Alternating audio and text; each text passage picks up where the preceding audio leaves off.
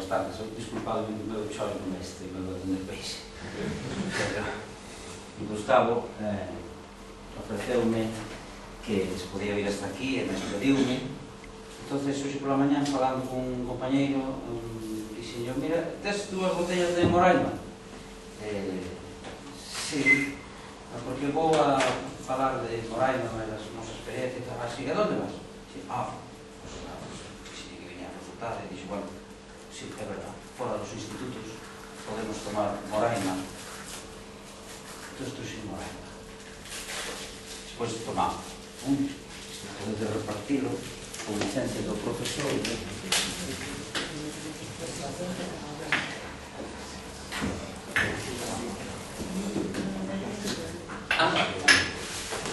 Se o pasades a alguén que non chega o chupito, amor, non hai outro. Bueno, a nosa familia, a nosa empresiña foi de orixe familiar. Nós na nosa casa, eu son a cuarta xeración de... expreso de outra forma, mellor dito. Desde hai 4 xeracións para cá, eu son a única que non tuvo que emigrar. Os anteriores tuveron que emigrar todos. Meus pais regresaron no ano 75 de emigrar e tiñan xa unha pretensión de poñer algún tipo de negocio, como a todos que iban para Alemania, pois depois a idea primeira era facer a casa, facer unha casa e depois montar o negocio, non? Así somos o sitio de máis bares. Pero os meus pais a idea depois non era montar un bar. Empezamos unha tenda de alimentación na nosa casa. Entonces, Gustavo antes comentábame, bueno, xente que sodes, que tendes a ascendencia do rural, moitos de vós. Primeira cousa, meus pais, e máis nós, porque eu tamén xa participaba desa experiencia no ano 75, pois xa empezaba a ser un mociño, xa tiña 11 anos, daquela os mociños éramos xa con 14 anos, xa acababas a escola, os que non querían seguir na escola, pois iba a traballar de peor. Eu pois tamén botei unha man na casa. Entonces, a primeira cousa que tuvemos en consideración era, había traballo, miña nai tiña un traballiño que facía pantalóns para unha fábrica, meu pai era conductor e ao mesmo tempo nos puxemos en negocio, pero quixeron seguir tendo os dous pés apoiados nun salario e ir experimentando co negocio sin abandonar. Eso exigiulle un esforzo grande, exigiunos a todos un esforzo grande, que todos colaborábamos, pero non quixeron deixar a seguridade de poder meter a comida na casa antes de aventurar todo o negocio. Entón, primeira experiencia que nos valeu. Posteriormente, o negocio que escollemos do tema da alimentación foi especializarnos en bacalao. Naquel momento, pensou meu pai e miña nai, pensaron que a mellor solución para ofrecer algo novo era buscar algo que non existise no mercado. Cal era a cuestión de vender bacalao en exclusividade. O que había o bacalao vendíase nas tendas de ultramarinos, pero non había ninguna tenda específica que se dedicara exclusivamente a vender bacalao.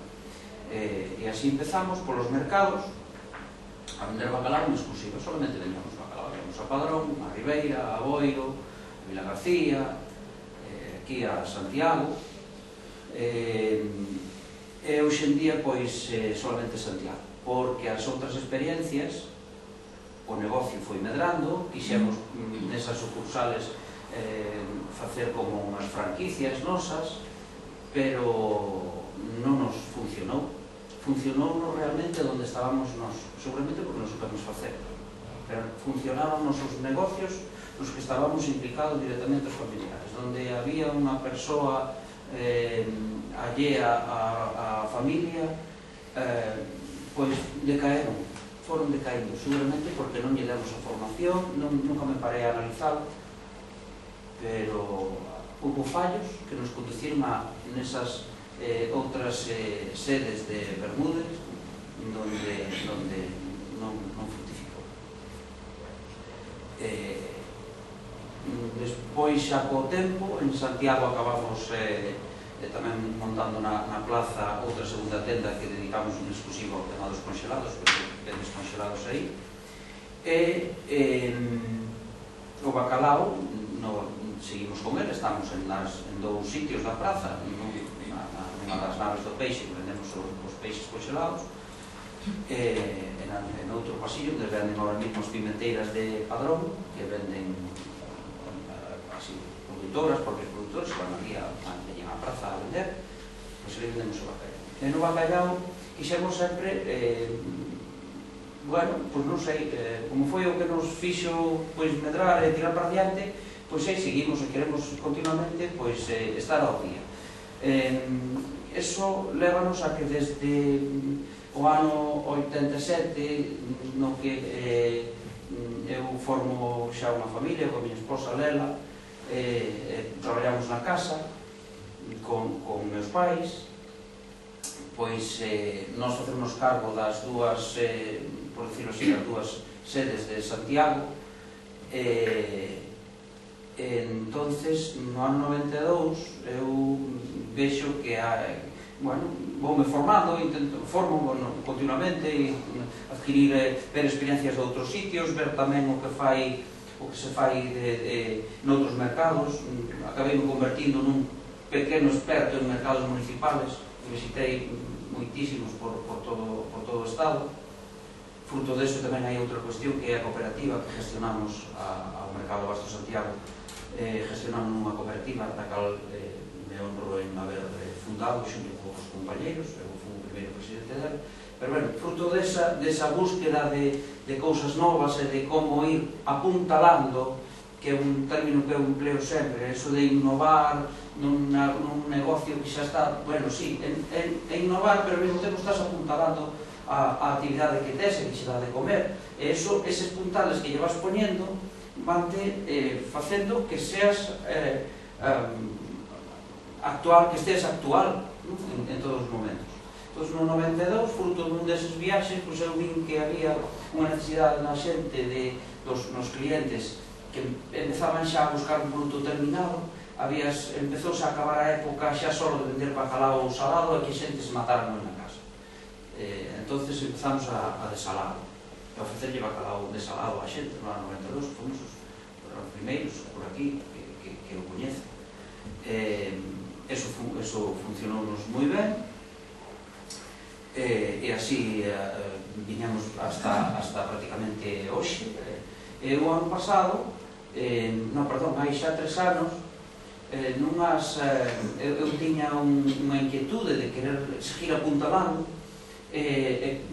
Por casualidades da vida conocín a Gustavo, fixenlle este comentario de que eu quería innovar o noso proceso de desalado, máis de comercialización do bacalao, e me puxo en contacto coas persoas adecuadas dentro da Facultade de Biología, con o Departamento da Doutora Cruz Pascual.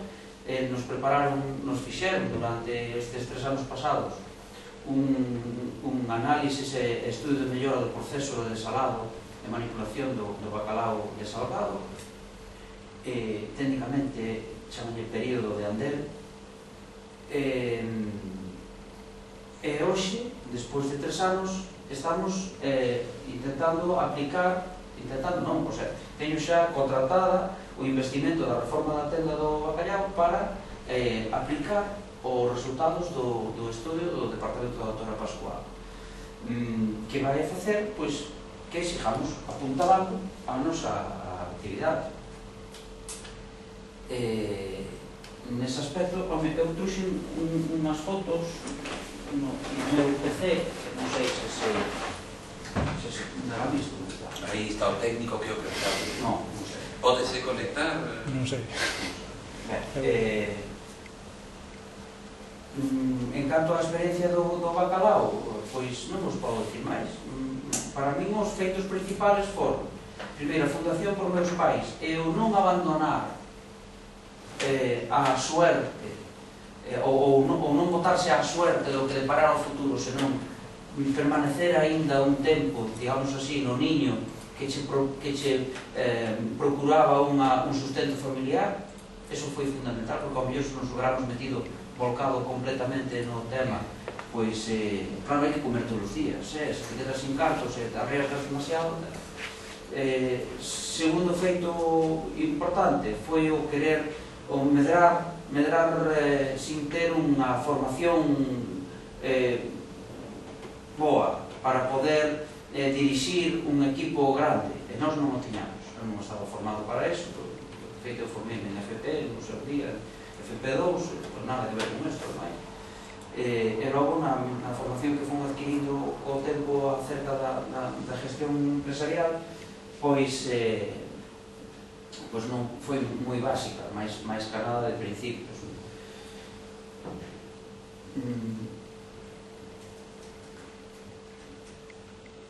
E logo a terceira cuestión é que se exige sempre un negocio, ben sea familiar, ben sea a calquera escala, é que tes que intentar apuntar. Innovar, nas palabras de Gustavo e dos profesores, innovar. Porque senón te quedas obsoleto. E hai un refrán que para min vale moito, que é que din moito no programa por a miña aldea, se vas ao baile, baila, senón non bailas. Entonces eso, tengo que mirar para o panorama, está con as cruzadas. Eso aplicado ao nos, pois é eso. Se estamos no baile, pois hai que bailar. Non querer facer nada, porque ao final entras nunha espiral negativa de que se avanzas pouco, vendes pouco, se vendes pouco, compras pouco, se compras pouco, compras mal, se compras mal, vendes caro, se vendes caro, vendes pouco, empezas nun círculo que te acaba deteriorando incluso, porque eu vin compañeros no mercado, podemos falar da experiencia do mercado, que entraron nesa espiral e ao final pois hubo que botarlle a man a que abandonaran a actividade, porque non é que solamente estabas facendo daño a eles mesmos, senón que facían daño ao comercio alrededor, porque se tes unha persona ao lado que non funciona ben, que é unha mazán podrida, que ao mesmo tempo está contaminando a todos os do lado, porque está todos os días pola mañana, en vez de chegar coa cara alegre e disposto a comer o mundo, pois xa primeiro que se digo te hoxe non se vai vender nada, porque non sei que, xa non sei para que pollo, sempre negativo, e iso acaba contagiando aos do lado. Entonces o innovar é fundamental. En canto ás fotos da tenda, non sei se a desviro, estou moi orgulloso do que estamos facendo, a ver como nos queda despois ao final, pero... Non terás en Dropbox aquí, decías? Si, teño non é Dropbox, pero non sei. Podes seguramente acceder por él desde aí, desde Google, non? Sí, posiblemente. É que, como o curso tamén intenta potenciar o uso das novas tecnoloxías, para que non nos digan aquilo de casa do ferreiro, coitero de pau. Pero se non ten instalado Dropbox non vai a funcionar, non sei como, eu non estou moi práctico nesto. Sí que está. Eu acredito que sí, dou fe de que estás Dropboxizado totalmente. E se non temos o plan B sempre o portátil, sabedes? Registrarse... Algún de vos é usuario de Dropbox? Sí? Explica aos demais compañeros en que consiste Dropbox. Pois é como ter un pequeno pen, pero na rede. Entón, podes compartilo con outra xente a través só do... Ou acceder. Sí, claro. Subir chamado na nube, algo por así? Sí. Chaman a nube a todo o que non digas que levar contigo, porque hoxe en día a xente vaixe cun... non tenes ningún pincho deses por aí. Entón hai que levas información. A tendencia nas tecnoloxías é non. Sí, estou. Viaje usted sin nada, xa está todo aí. Onde? Alá arriba, chamanlle cloud, que un nombre inglés significa nube. Entón, esa xente que practica moito eso sempre se dideles que están chenas nubes, non se están aquí. Pero realmente por aí van moitos tiros de venta de aplicacións informáticas que che din, hoxe en día nada instalado no teu ordenador, todo aí, para que estias onde estias podes acceder, sabedes? Entón, ese... Pois, bueno, a nosos Dropbox para que nos valen, porque agora mismo na nosa empresiña traballan traballamos en rede, as tendas que temos en Santiago, na plaza, mesmo que conservamos en Padrón, traballamos en rede, e o que facemos é que os traballos que fai cada un dos sitios están en lugar de ter que levar un pen ou un CD e gravar nun ordenador de para outro, os archivos os colocamos nesta cuestión que está dicindo na nube. Desde aí accedemos todos a eles e máis metemos o que queremos. Por iso, o que estou vendo ahora aquí podría ver o que está na tenda de Padrón ou a que está na oficina aquí na plaza. Ou a sucursal de Madrid e a de Hong Kong, que ainda non se abriron, por certo. Esta será a nosa nova tenda da plaza, que xa ocupamos o mesmo lugar, pero ampliamos.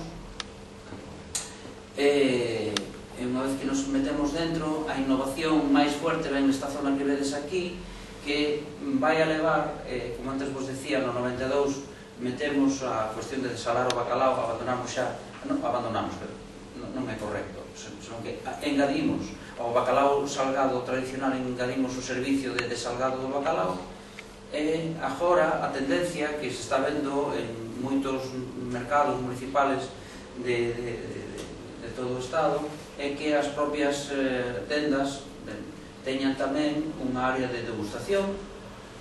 Entonces nós o que poñemos dentro da tenda, isto que vedes aquí é unha cociña, o sea que poderedes levar, aquí está a cociña, poderedes levar o, se isto son capaz de moverlo, que supoño que sí, isto, poderedes levar o bacalao salado, que estará nesa zona, o desalado, que é o que está aquí en primeiro lugar, e aquí vamos a aplicar nesa zona onde vedes as tarniñas blancas, aí é onde vamos a aplicar os resultados do estudio que vos comentaba antes, porque vai levar uns mecanismos para mellorar a pureza da auga e o análisis bacteriano que se debe facer todos os días do produto que está sumerxido. Entonces, nesta primeira área inmediata que vemos das bandexinhas, é a zona de salgado, no centro é o bacalao salgado, que, bueno,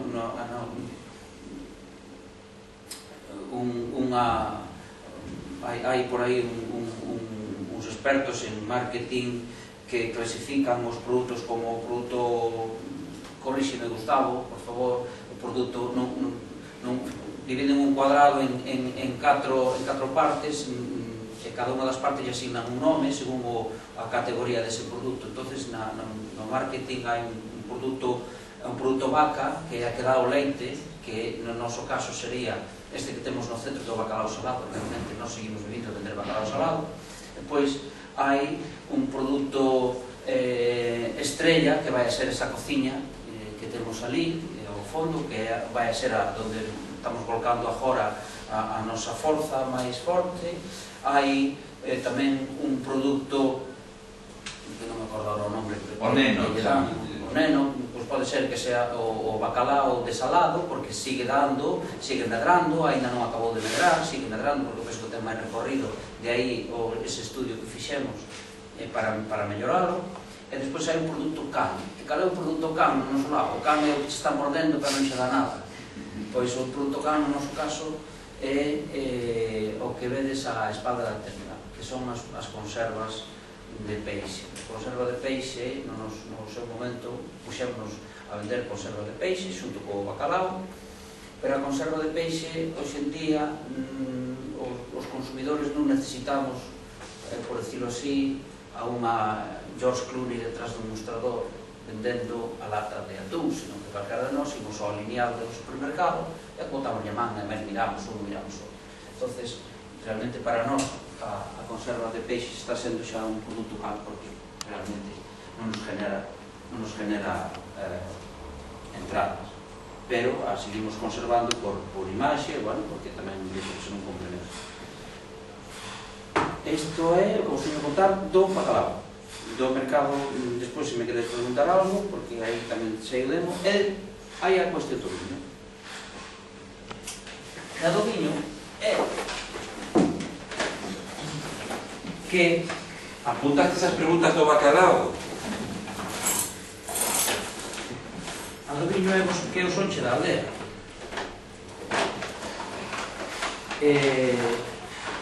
aprendín a tabla de multiplicar debaixo de parras como esta, o meu abuelo Abelino cavando as parras ao lejón, con un sacho.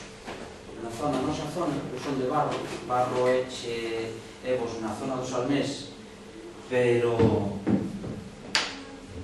na zona interior do Salnés, e había a costumbre de cavar as parras para que sacar a maleza de baixo e que producieran máis. Pois no ano penso que sobre o ano tal vez 90, máis ou menos, empezamos a deixar de producir viño solamente para nós, para a casa, de autoconsumo. Vendíase o sobrante para os bares de Pontevedra.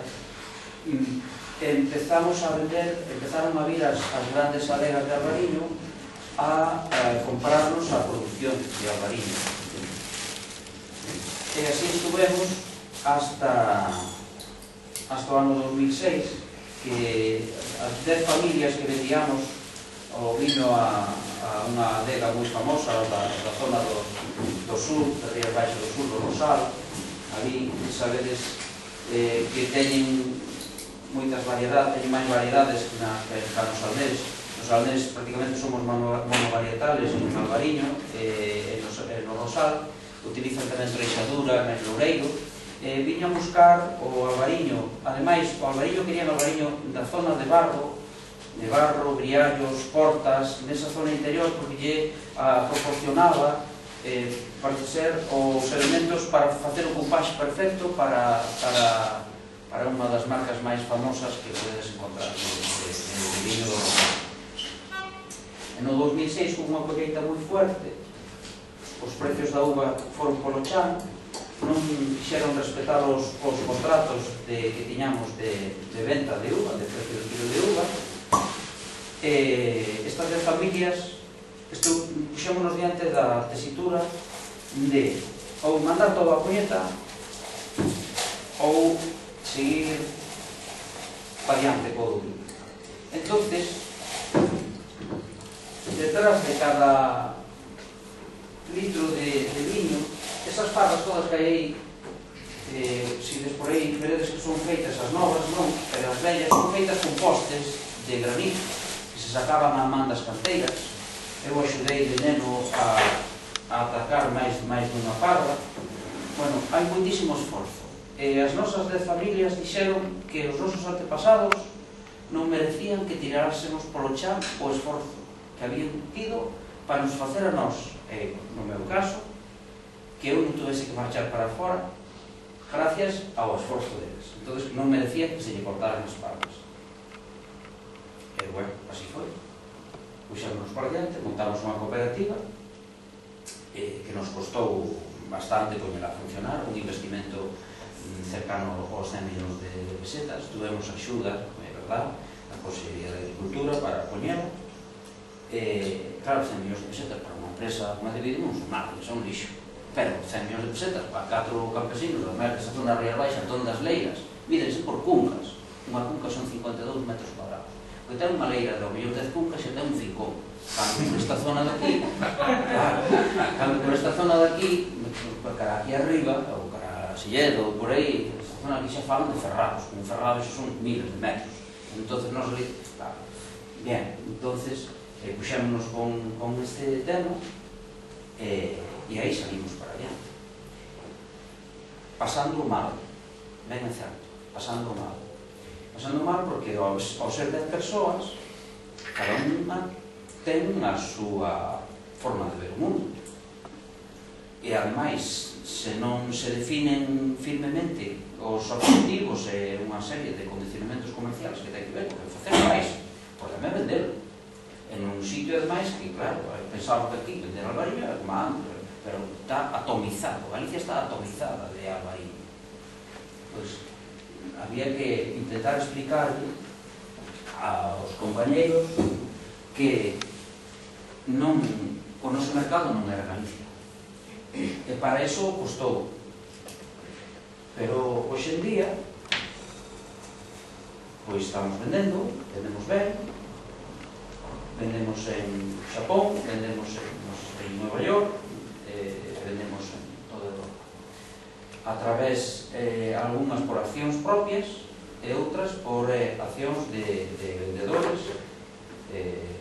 No noso caso, temos un vendedor que é de orixe holandés e reside en Cataluña e que nos coloca máis de unha terceira parte do vino. Estamos nunha produción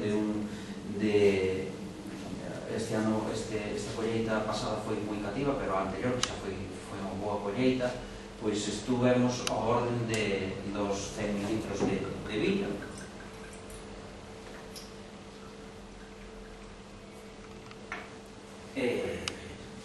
Pois non sei ahora mismo, xa non se me ocurre, porque a verdade que me emocionei un pouco cando empecé a falar dos vellos.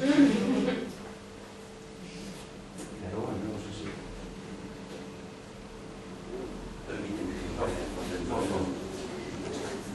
En canto a hora de facer un produto, é donde porque este é un produto que fixemos.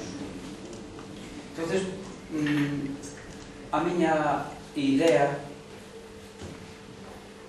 responde a unha serie de condicionamentos que tes no teu subconsciente, de informacións que vas metendo, que ás veces non tes estruturada, como pode ser nun estudio, cando estás estudando unha disciplina, pois tes ese estudio, telo estruturado.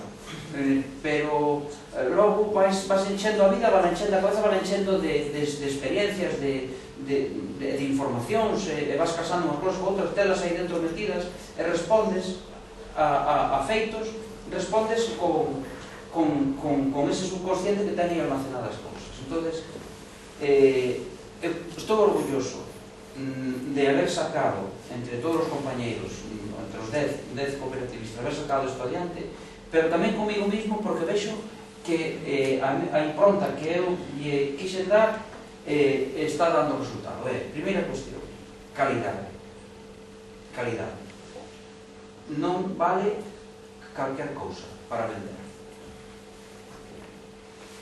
Por lo menos para te facer un ovo no mercado. Para poder, cando vas pola rúa, mirarlle a xente a cara e non esconderte a cabeza. Digo eu as miñas nietas, cando veñen á pescadería, dicen, a mí será bo, é bo, a mí gusta vender cousas boas. Cando vou por fora andando, justamente dicir vos hola e non agachar a cabeza. Entonces, con isto non agachamos a cabeza. Despois, o diseño pode gustar máis ou menos, pero buscamos un diseño bo. E por último, o plan de mercado. O plan de mercado é fundamental. Tens que, se te pos a facer un produto, pensa a quen lle vas vender e traballo nel, porque o instalarte no mercado, non na plazas, non, o instalarte e buscarte un hueco para ti, un duratiño para facer o teu negocio, requere constancia. Constancia, constancia, constancia. Non hai o pelotazo, pode ser, pero a miña experiencia é constancia. E ao principio perder cartos. Eu, nestes 30 e pico anos que levo xa vendendo cousas, vin que ao primeiro, se queres introducir un produto, necesitas darlo a probar, darlo a coñecer, non ganar nada, deixar as muestras, de volver a deixar outra muestra, volverlo a probar, volverlo a regalar, e regala daqui, e regala lá, e regala daqui, e proba isto, hasta que ao final fan un hueco, o viño gusta, no caso do viño, como pode ser outras cousas, como pode ser a vieira, non sei o momento, e acabas facendo un sitio. Constancia. E o mercado objetivo. Gustavo comentábame que antes xa o dixen de que sodes de virar despois unha chica a falar, na cal estou moi orgullosa, ainda que non coñezo, sobre experiencias de desenvolvemento de produtos da agricultura. Eu, na búsqueda de mercados para o noso viño, acudín fai 2 anos a China con unha misión comercial da Cámara de Comercio de Vigo. Como eu vendo peixe, movo no peixe, pero tamén por cuestións minhas propias do peixe, e tamén me preparei unha agenda para falar con importadores chinos de viño. Se alguén ten interés, un catálogo en chino, non sei o que diz, pero seguro que falará moi ben do viño. O mundo non é todo igual. E cando eu vin aquelo, que cando vin aquela cidade, que neste caso era en Qingdao, unha cidade que ten 10 millóns de habitantes, que eu ni a conocía. Eu non sabía que existía esa cidade. Que tiña 10 millóns de habitantes, que é a cuarta parte da población de España. En todo Portugal, por exemplo, 10 millóns. Pero ademais, uma vez que estás ali, ves aquelo é, se os vistes alguén a película, se estuvestes en China, xa nada. Pero se non fostes, para min é a traslación de Blade Runner. Se vistes Blade Runner, para min aquilo é igual que Blade Runner. Uns edificios enormes, un lujo naqueles aspectos, naqueles edificios do mundo, e ao chan, unha porquería. A central térmica, a refinería, a non sei que, todo botando ali para aquel golfo que fai ali aquelas aguas que fumeaban xa de tanto, que sei, non sei. Eles saben, pero como teñen que comer, non lle importa. Porque primeiro é encher o bandolliño. Entonces saben que están comendo cousas sucias. E cando ofreces cousas limpas, o argumento de venta era, veño nun sitio, pensaban que isto era Burdeos. Claro, porque claro, eles ven un mapa de Europa e parece que está todo ali, pegado, coa magnitude que ten China de grande, a mí pensaba que era de Burdeos. Te veño a explicar de onde estábamos. E despois dicirlle, mira, tampouco non somos da España, da zona mediterránea, somos da zona atlántica. Clima atlántico, con chuivas, con temporales, con vendavales, que non temos centrales nucleares. Non é central nuclear, non. Non temos industria pesada moi contaminante. Jústalle. Están dispostos, o mundo está disposto a comprar cousas sanas, cousas de sitios donde non haxa contaminación. E a hora de vender ese é un argumento que a mí valeu. Porque aos chinos non fun capaz de venderle nada porque de momento queren viño por debaixo dun euro. E eu non teño viño por debaixo dun euro. Para iso está Castilla e Chile, por viño por debaixo dun euro. Agora, xa empeza, o ano pasado, xa houve un acordo de bizoja con importadores chinos xa para empezar a colocar albariño.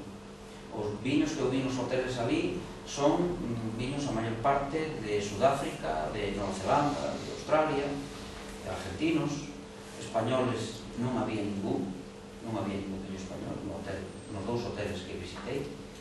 E logo, xa despois desto de viños blancos, para eles é Francia. O tema de viños para eles, Francia sigue vivindo dese bo saber facer que teñen eles, claro. Entón, saben manter o tipo no mundo. Pero deime conta de que si queren produtos de sitios non contaminados. En esa feira visitei a unha multinacional que se chama Azuma Foods, que é japonesa. E mira ti por donde que vendemos viño a Azuma Foods. Non lle fui capaz de vender aos chinos, e vendemos a Azuma, porque Azuma, Japón, xa ten un poder que pode comprar viños xa deste precio, e ademais sigue valorando estas cuestións que falábamos antes, máis ainda pouco.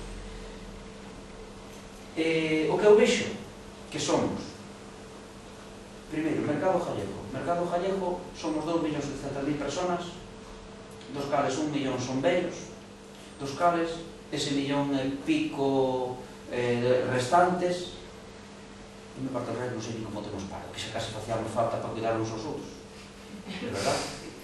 Pero bueno, aí seguimos. Quero dicir, que o mercado gallego non lle vexo futuro para nós. Donde nos vexo futuro a nós é producindo o que eu vos digo, calidad e pureza, e venderlo ao mundo que non ten, que iso non ten. Non ten. Outra cousa que ti queres beber un viño, pois sí, de onde ti queiras, pero que é moi posible de que non sea a mesma calidad que os nosos, non? O caso do viño, que digo, o caso do viño, cualquier outro produto agrícola. Entonces,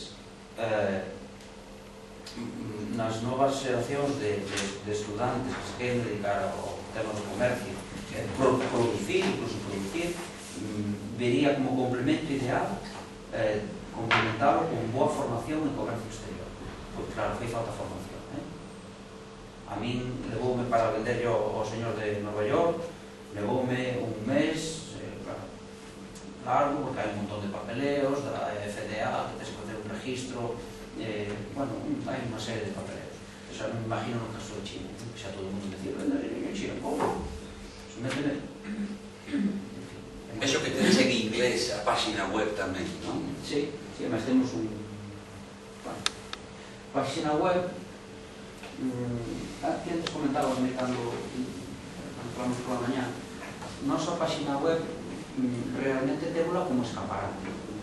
A operativa de venta non a ten, para nós, non lle supemos dar.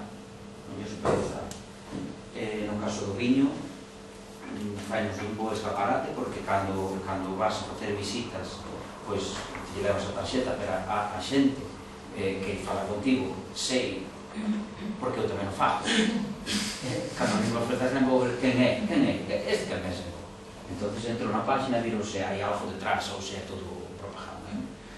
Depois, no caso da plaza, eso requeriría, eu non lle dediquei, solamente a temos como escaparate, a nosa página de José Bermúdez, temola como escaparate, porque eso requiere unha persoa poder estar.